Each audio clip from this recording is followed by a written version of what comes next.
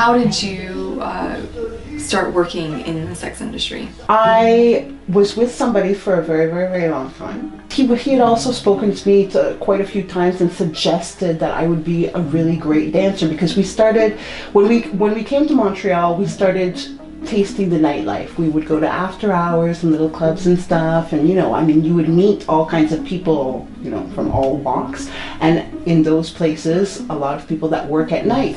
And that's where he started slowly telling me, you'd be great at it, you're so beautiful, you can make so much money. So I started dancing. As contact was allowed in the clubs, you were no longer dancing at tables. You were going in the back with clients. It became aggressive. There are clients that are absolutely, they're grabby, they're touchy, they're forcing themselves almost. I saw a lot of minors. Yes, there are at night, absolutely. But I saw more during the day. It's a way to keep them hidden. Well, absolutely. When you're looking for a place to live and you want a decent apartment, usually they want to do a credit check. Everything was cash transactions. Usually when you're filling out an application, they want to know what it is that you do as a job. Everything becomes so underground. It's almost like black market, right? Yeah. So that's what's tough.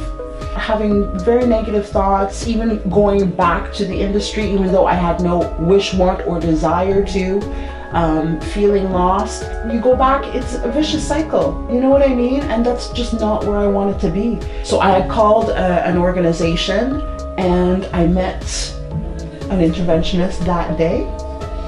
And she asked me just a couple of questions and she said I would be a great candidate. That was on a Thursday, and by the Monday, she came and picked me up and I came to La Sortie.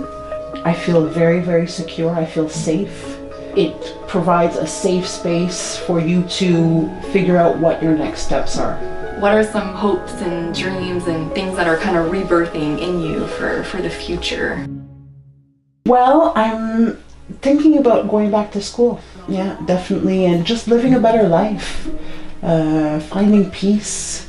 Accepting myself, loving myself, finding an apartment, a place to call my own as well. That's what I'm thinking of. That's where I see myself in the next year.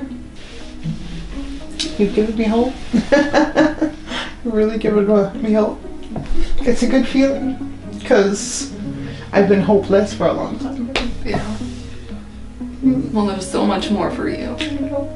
more hope, more laughter, more everything. So.